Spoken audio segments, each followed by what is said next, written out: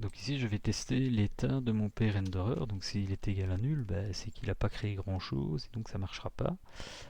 Et donc ici, je fais un premier if, et ça, normalement, ça doit accrocher la fin. Donc voilà. Donc c'est une double affectation. On place dans renderer le pointeur qui provient de la création de la fenêtre. Si ce pointeur est nul, c'est que ça va marcher. Si ce pointeur n'est pas nul, c'est que j'ai un renderer avec une texture de rendu. Et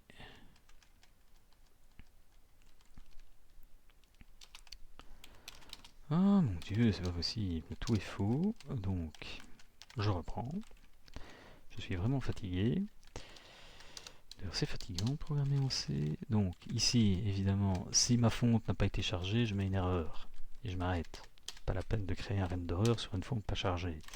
Par contre, si les fontes ont été chargées, ça pose pas de problème. Je peux à ce moment-là créer mon renderer. Si mon renderer n'a pas été chargé, à ce moment-là, j'affiche un message d'erreur, je retourne une valeur inconsistante et je dis que création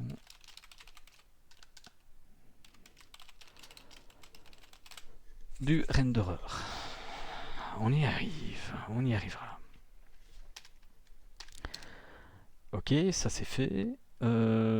Si le renderer, sinon, je peux continuer. Enfin, je n'étais même pas obligé de mettre un. Comme j'ai un return, en fait, c'est un sinon implicite, mais disons que pour la lisibilité, j'aime bien de garder la structure en bloc. Ça évite des problèmes. On va l'indenter un minimum, et s'y retrouver soi-même. Bien qu'il y ait sûrement une fonction d'indentation. Il faudrait juste que je la retrouve. Une fois que le renderer a été créé, ça c'est une bonne chose. Bien en gros, c'est pratiquement fini. Sauf que je vais devoir faire quelque chose d'autre, c'est-à-dire créer un texte. Alors créer un texte, on va voir que c'est pas si facile que ça. Et donc ici, si mon renderer a été créé, que mes fontes sont créées correctement, je peux passer à la phase donc création ici. Et je peux passer déjà peut-être à une autre phase que j'étudierai après, mais ici c'est vrai qu'on pourrait, juste après la création ici, puisqu'on est dans cette optique d'un délai, on va créer, juste un peu pour le fun, un texte. Alors pour créer le texte, je vais créer une fonction que je vais appeler display text. Et cette fonction va prendre un certain nombre de paramètres. Le premier paramètre qu'elle va prendre, c'est menu du jeu. Voilà, comme ça.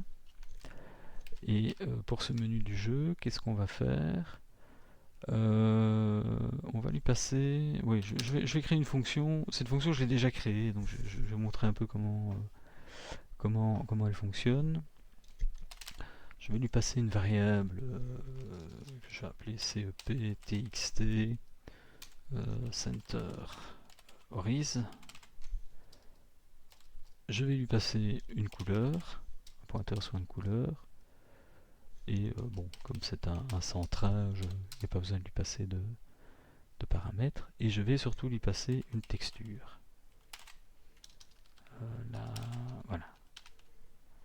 Donc, en gros, j'ai besoin d'une fonction qui va m'afficher un texte suivant une position XY, un attribut d'affichage qui peut être un affichage quelque part gauche, droite ou centré, en horizontal. Même chose, je pourrais faire la même chose en vertical. D'ailleurs, je ne suis même pas obligé de mentionner ici que c'est de l'horizontal parce que en général, on va centrer par rapport à l'emplacement X. Et je vais passer une couleur et je vais lui passer une texture. Donc la première chose que je vais devoir faire, c'est construire une couleur. Alors pour construire une couleur, je vais utiliser SDL Color, qui est un type. Donc les typedef struct, c'est ce qu'on avait vu dans la vidéo précédente. Et là, donc, je vais créer un objet de type, je vais créer une structure de type couleur, et je vais l'initialiser automatiquement à la valeur suivante, c'est-à-dire rouge, vert, et bleu, RGB.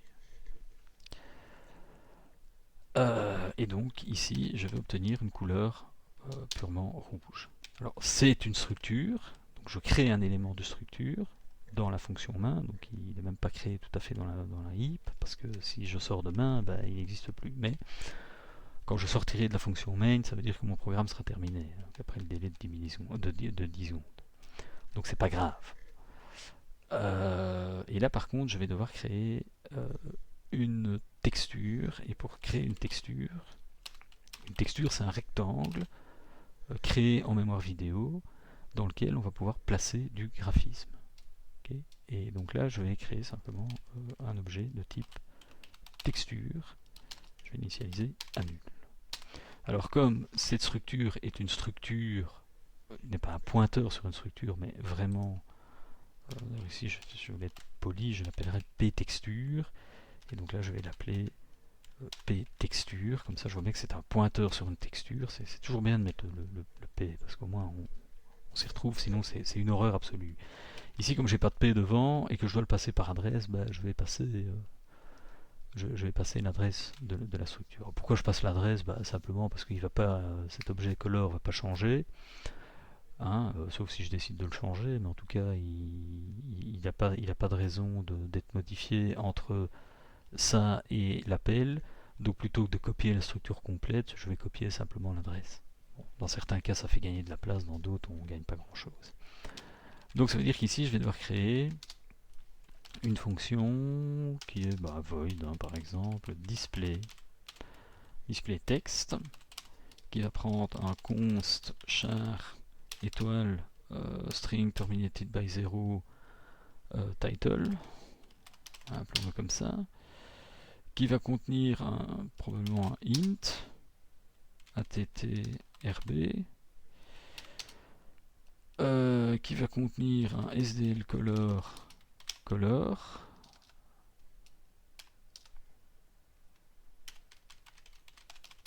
c'est un pointeur, qui va contenir int x, int y, et qui va contenir un sdl texture p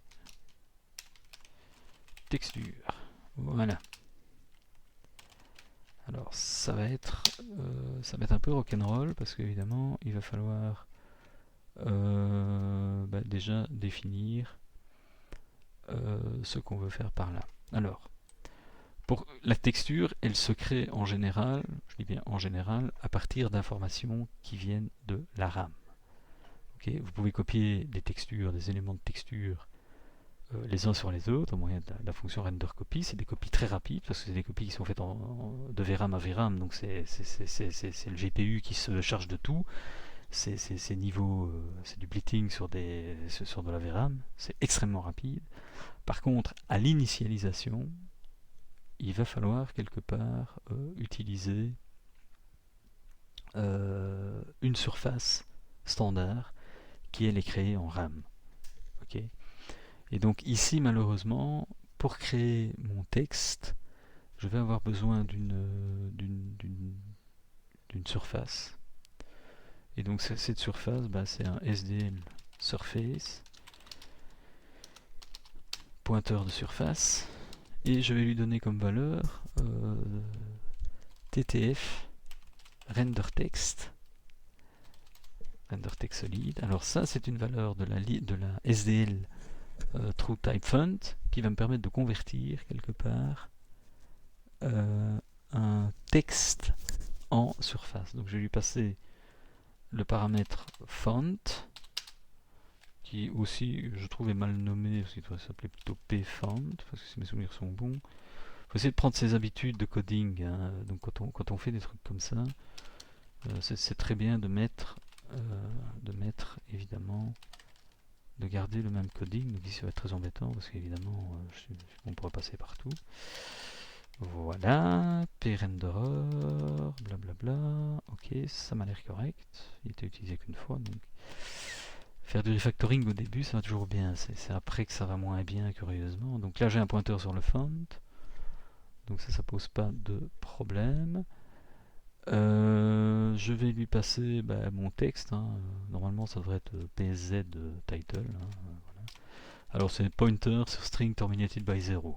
Bon, c'est parfois utilisé en C++, mais c'est vrai que c'est pas mal. Ce qui est la manière de typer, de travailler en C. Et je vais lui passer mon fameux pcolor, donc le pointeur sur une couleur. Donc lui, il a besoin d'un pointeur en fait, c'est simplement ça que ça dit. Il a créé une surface, ça c'est très bien. Maintenant, à partir de cette surface, je vais pouvoir créer une texture. Et donc là, je vais dire que le fameux ptexture, il est égal à sdl create texture from surface. Alors cette façon de travailler, vous pouvez pas le sucer de votre pouce. Donc là, je vais lui passer le renderer. Alors le renderer, il est global, c'est pour ça que je le passe pas dans ma fonction display. C'est pas une belle façon de travailler, mais enfin, à un moment donné, il faut quand même travailler un minimum avec des objets entre guillemets un peu globaux. Et c'est là que le C++ est très intéressant parce que on peut définir une classe qui contient toute une série d'objets globaux. Et là, la fonction displayText, par exemple, serait une méthode de cette classe. Donc elle pourra accéder à tous ces objets globaux. Le tout étant encapsulé dans une structure active, non visible de l'extérieur, si ce n'est à travers les interfaces rendues publiques de la classe. Je ne vais pas rentrer là-dedans parce que c'est de la programmation orientée objet et c'est pas ça qu'on fait ici. Ici, on reste simple, on reste sur des objets globaux, ça ne pose pas de gros problèmes.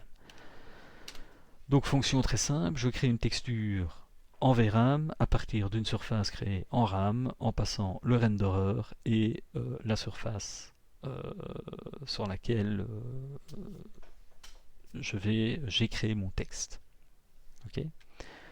Et donc là, ça veut dire que le renderer, il contient la surface du renderer, la texture du renderer contient déjà cette. Pardon, qu'est-ce que je raconte? Moi, c'est pas possible.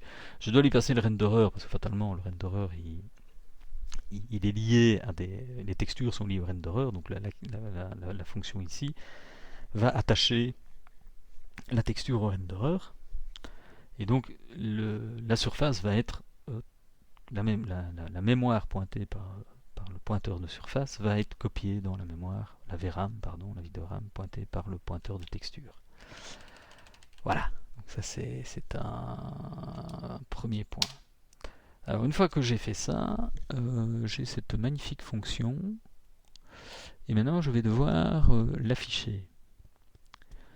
Alors pour l'afficher, eh bien, il va falloir que je définisse, c'est très mal foutu, je vais devoir utiliser une fonction qui s'appelle renderCopy, SDL renderCopy, qui va me permettre de copier une surface sur une autre. Et donc ici, je peux déjà dire, ok, renderCopy, il prend un certain nombre de paramètres. Alors il prend le prenderer, fatalement. Il prend le ptexture. Et il prend, dans ce cas-ci, un nul, parce que je le copie sur... donc normalement il prend le renderer, enfin il prend la première surface, oui, donc là il va copier simplement sur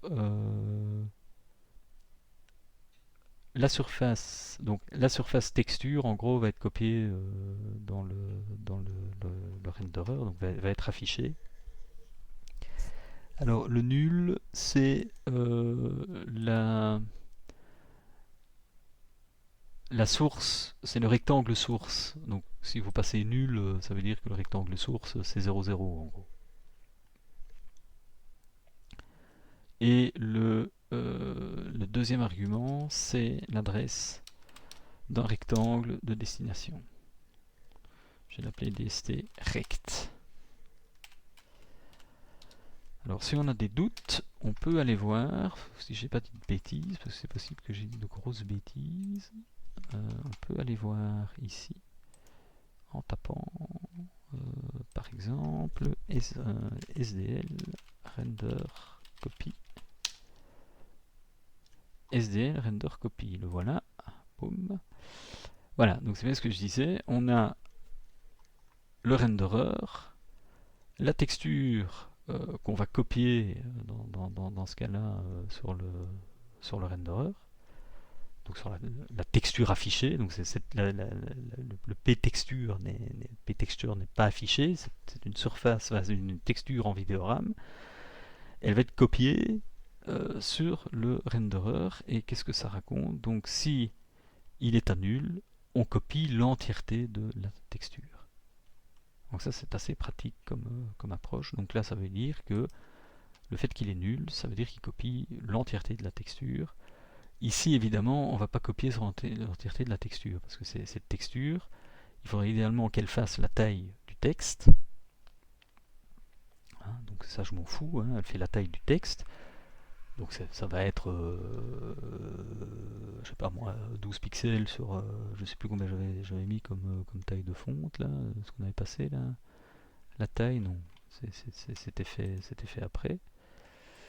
Elle va copier ce rectangle qui contient le texte, qui est beaucoup plus petit évidemment que la surface totale qui vaut 32200. Donc là, il va falloir que je copie dans un rectangle de la surface affichée, de la surface rendue, enfin de la texture rendue, pardon, et que je copie ça sur un rectangle utile sur cette surface rendue, enfin sur cette texture rendue. Je m'en bernificote tout le temps entre texture et surface, c'est globalement la même chose, à l'exception que la surface est créée en mémoire RAM et que la texture est créée en vidéoram. Et je pense que dans l'OpenFont, ici je me suis planté parce que j'aurais dû mettre une taille de font.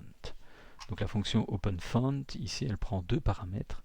Elle prend le fichier TTF qui peut se trouver sur internet et je le fournirai ici, ainsi que la taille de la polyTrueType. Et donc ici j'aurai une surface qui fait 16 multiplié par le size of du texte, enfin par la taille du texte que j'ai mis, elle-même multipliée par 16, quoi. Donc c'est une surface relativement petite. Alors ici ça va être tout le côté amusant, c'est de définir le fameux rectangle de destination. Donc la première chose à faire, c'est déjà SDN rectangle. Est-ce que ça marchait ça? C'est SDN rectangle, je vais l'appeler DST rect et je vais devoir l'initialiser. Alors lui ça va être casse-pied parce que je ne sais pas l'initialiser super facilement, dans la mesure où je vais devoir calculer ce fameux rectangle. Et donc ici, si je regarde, donc je ne vous mens pas, j'ai un code pour lequel je m'étais un petit peu inspiré et qui est très mal foutu. Donc ici, si je prends cette fameuse fonction d'affichage, je dois avoir un DST rect qui a été créé. C'est bien SDL rect, voilà. Et je vais l'initialiser. Je peux l'initialiser directement parce que cette fameuse surface, elle commence en 0, 0. XY c'est 0, 0 dans la mémoire. Je ne vais pas m'embêter. Par contre, je vais devoir calculer ici le texte en largeur et le texte en hauteur. Et je vais initialiser avec ça. Donc là, je vais créer deux variables. Unsigned int, parce qu'on a vu, elles ne seront pas signées, mais bon, c'est pas très grave. Texte w, text h. Je les initialiserai après. Et ce que je vais faire, je vais appeler SDL query texture.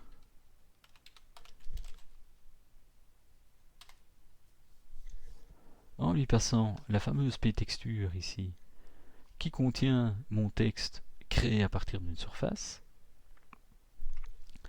Donc il suffit que je lui passe la p-texture, pointeur sur la texture, et que je lui passe un paramètre nul ici pour lui dire que je me fous des coordonnées xy, puisque ça je les connais, et par contre text w et text h. Et là c'est parfait, je vais me retrouver avec ma bonne valeur. Alors ici j'ai dit j'ai un integer qui contient des attributs, en tout cas ici un attribut.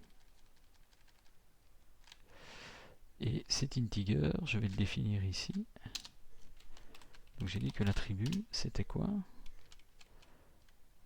Si je redescends, c'est CEP TXT Center. CEP TXT Center. Donc define CEP TXT Center. Et je vais lui dire, ben voilà, ça c'est le 1, sans point virgule. Si switch, parce que je vais en avoir plusieurs, donc je ne vais pas m'embêter avec des fabriqués. ATTRB. Alors case CEP TXT Center. Break. Default. Break.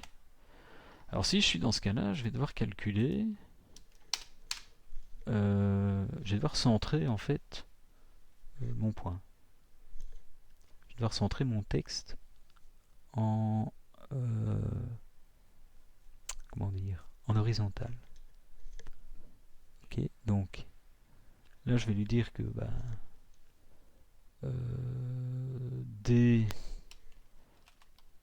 DST,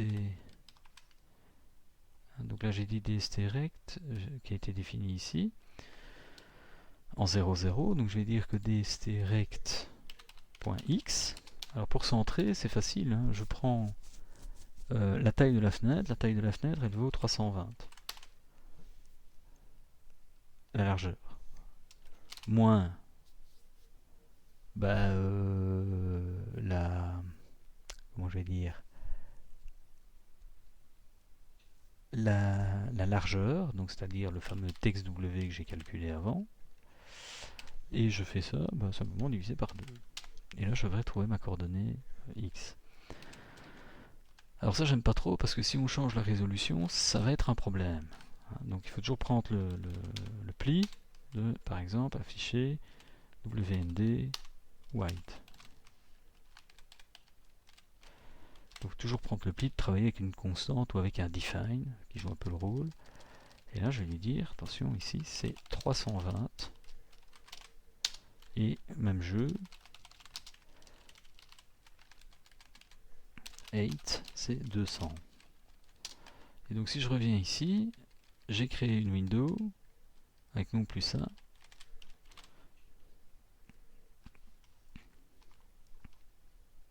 Mais bien ça. Bon, ça je m'en fiche. C'est pas grave. Ah, c'est très. Donc ça c'est wide et ça c'est 8. Pardon. Ça c'est la hauteur. Ok. C'est PWND, voilà. Et donc maintenant j'ai quelque chose qui commence à tenir la route. Dans le cas du default, bah, il se passe rien finalement. Voilà. Donc si mon attribut c'est center, il va centrer le texte. Si mon attribut c'est pas center, mais que par exemple c'est, je sais pas, on va en définir un autre, CP TXT left, bah là il va simplement falloir que je place les fameuses coordonnées x et y que j'avais définies au départ. Donc je vais simplement dire que dst rect.x égale x et dst rect.y égale y. Et même chose ici, pardon, je devrais quand même lui dire que dst rect.y est égal à y, parce que j'ai simplement centré en horizontal et pas en y. Voilà. Donc en horizontal je peux passer n'importe quelle valeur, je m'en fous, je vais la recalculer. Mais ici par contre ça va être un peu différent. Donc maintenant j'ai tous mes éléments, hein. J'ai le DST rect qui a été calculé, j'ai à peu près tout, j'ai le render copy. Et donc là ça commence à ressembler à quelque chose. Alors j'ai presque envie de dire ouais ok, on fait le render copy ici, ça pose pas de problème. Par contre il y a un truc embêtant ici, c'est que j'ai créé une surface et que cette surface, si je veux être un peu cohérent avec moi-même, il faut la libérer. Et donc pour libérer une surface, il y a une méthode qui s'appelle normalement SDL Free Surface. SDL Free Surface, et à laquelle je dois passer simplement le pointeur sur la surface. Et cette méthode, je peux même l'appeler, une fois que j'ai créé la texture ici, en fait, j'ai plus besoin de la surface. Donc je peux libérer la mémoire centrale, enfin la RAM, puisque elle est copiée en VRAM, j'en ai plus besoin, je peux l'acheter. Voilà. Donc ça c'est le point ici. Alors maintenant, on a fait un copy, donc on a créé une surface de texte. Sur base de cette surface de texte, on a créé une texture. On a défini les dimensions de cette texture et on a copié cette texture sur le renderer, ou plus exactement sur la texture de rendu du renderer. Donc on a un truc maintenant qu'on va pouvoir afficher. Et donc ici j'ai fait mon fameux display text. Et maintenant qu'est-ce que je vais pouvoir faire? Je vais devoir jouer avec le renderer. La première chose à faire, ça va peut-être être de clearer la surface. Donc il faudrait utiliser un renderer clear qui serait pas mal, je pense. Et simplement lui donner peut-être une couleur d'effacement. Donc ici, je vais utiliser SDL set renderer draw color. Alors ce set renderer draw color, qu'est-ce qu'il fait? Il a besoin du renderer, la texture du renderer. On lui passe trois paramètres, RGB, et un paramètre alpha qui est en fait l'opacité. Donc ici on considère que c'est opaque, il n'y a pas de transparence par rapport à autre chose, donc on affiche du noir opaque. Voilà. Encore une fois, on peut aller sur le wiki, aller voir les différents sens des paramètres. Alors maintenant, ok, je lui ai fourni une couleur de rendu, enfin de nettoyage quelque part. Je vais utiliser le render clear sur le p-renderer. Une fois que le p-renderer, donc la texture est nettoyée avec la couleur de nettoyage que j'ai donné au-dessus, j'ai affiché ma texture dessus, j'ai fait un render copy. Une fois que ce render copy est fait, je vais pouvoir enfin faire un SDL renderer present qui consiste à présenter, à afficher ma surface maintenant dans la fenêtre. Alors, on va voir que ça paraît compliqué, mais on verra dans la vidéo suivante sur les sprites que ça a tout son sens. Renderer. Voilà. Alors ça, c'est un petit peu chaud parce qu'on a défini pas mal de trucs et pour afficher un bête texte, c'est un petit peu plus compliqué qu'en Scratch évidemment, et un petit peu plus compliqué aussi ce qu'on avait fait en C++ la première fois, mais ici on est quand même en train de préparer quelque part le cadre, hein, on est en train de presque faire une petite bibliothèque, même si c'est très monolithique, et voilà. Donc ici on va tester ça tout de suite, on va voir ce que ça va donner, donc je viens de le sauver. Alors évidemment il y a deux problèmes, hein. Un, il faut que je sauvegarde, il faut que je change quelque part mon makefile, qui ne marche pas, hein, je le précise, mais là il faut que je lui indique qu'il y a une autre librairie à charger, qui est la SDL2 TTF. Si je ne dis pas de vilainie, je ne pense pas en dire d'ailleurs, c'est bien la LSDL2 TTF.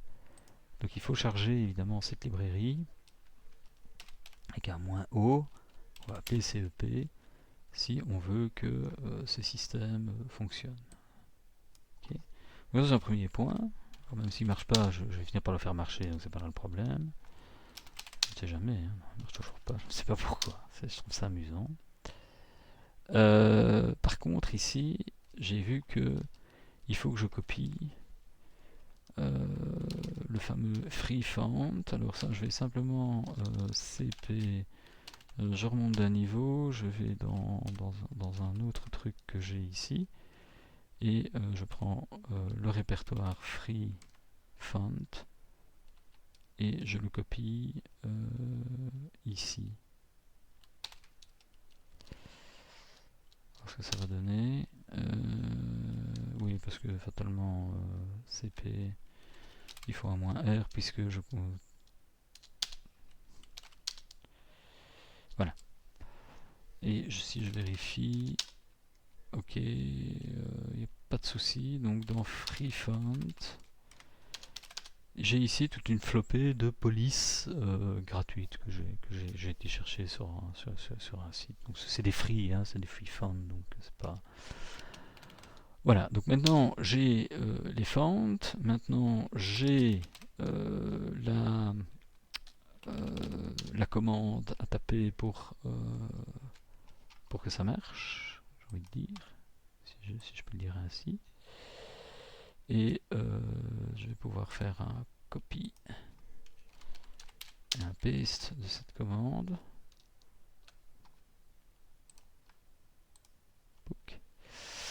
Ah, il est pas content. Ouh, il est pas content. Il est pas content. SDL7 renderer draw color.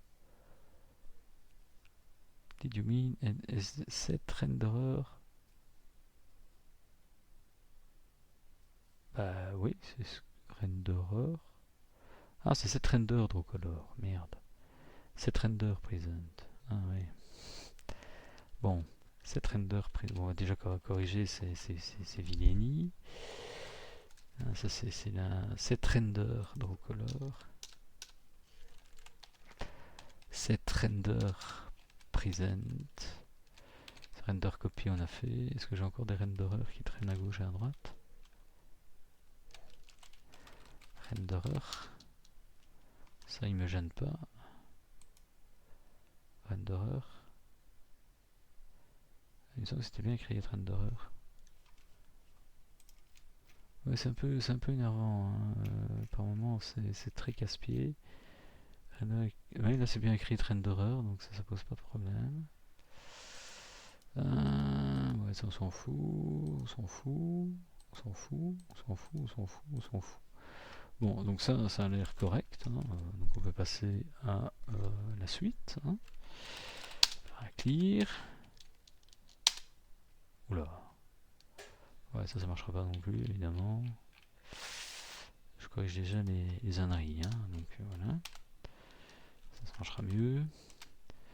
Alors qu'est-ce qu'on a d'autre comme bêtise? Il est pas content, il aime pas, il dit que c'est un int. SDDirect.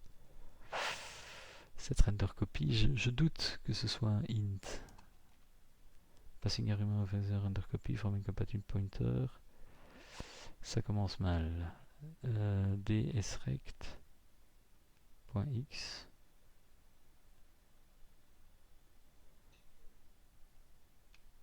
C'est pas dans la structure, c'est un peu étonnant quand même. SDL. Non, c'est pas SDL rectangle, c'est SDL. Ah oui, non, alors c'est pas étonnant, c'est SDL rect. Ouais, donc tout est faux, évidemment. C'est SDL rect, pardon, c'est pas SDL rect. Oh là là. C'est ignoble. C'est ignoble. C'est vraiment pas marrant. Donc là, vous assistez à la vie monotone du programmeur, hein, ou du développeur. C'est corriger les bugs. Alors, septxtnf, il n'a pas été défini, ça je suis d'accord avec lui. Qu'est-ce qu'il a? Il dit que etexh. Ah oui, pas de chance, c'est un int. Oui, j'ai mis des unsigned, oui, ça ne marchera pas. Et lui, il n'aime pas non plus. Il dit qu'il comprend pas. test render solide. Ah bon, il y a encore plein de conneries là-dessus. Pcolor. Pcolor, il dit que c'est pas bon. C'est amusant ça. C'est bizarre, c'est très bizarre. Très très bizarre. Il dit que Pcolor ça marche pas. Render clear.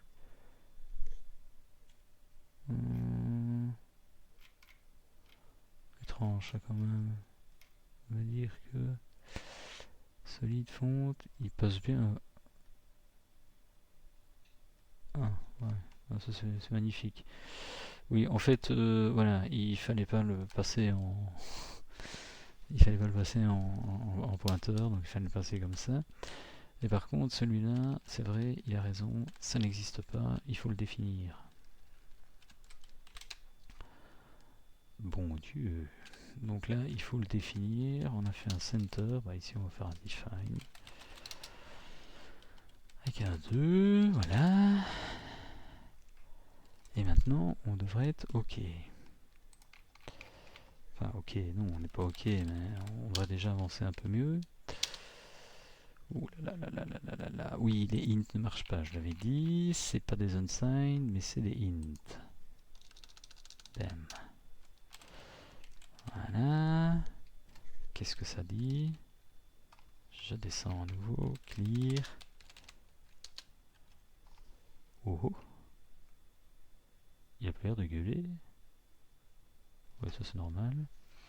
Bon, bah, si on fait ça, qu'est-ce que ça dit? Erreur lors de la création de TTF init. Oh oh. Ça c'est pas drôle. Pourquoi est-ce que TTF init n'a pas fonctionné?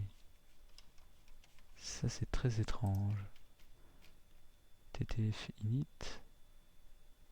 stdio. Création de TTF init. Ouais, je sais ce qui s'est passé. À mon avis, c'est une bêtise.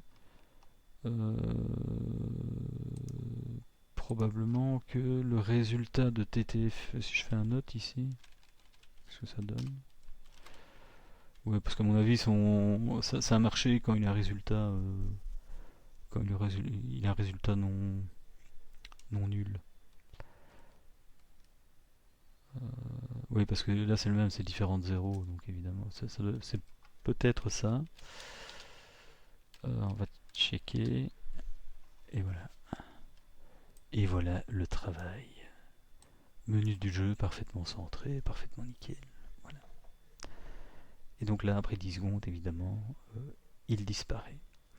Donc ce que je propose de faire, c'est d'arrêter là, parce que c'est assez laborieux, comme vous l'avez probablement vu. Et donc on fera une suite à cette vidéo, dans laquelle on va travailler cette fois-ci avec du graphisme et non plus des polices TrueTypeFont. Ok, donc voilà, moi j'arrête là pour l'instant. Et donc suite à la prochaine vidéo.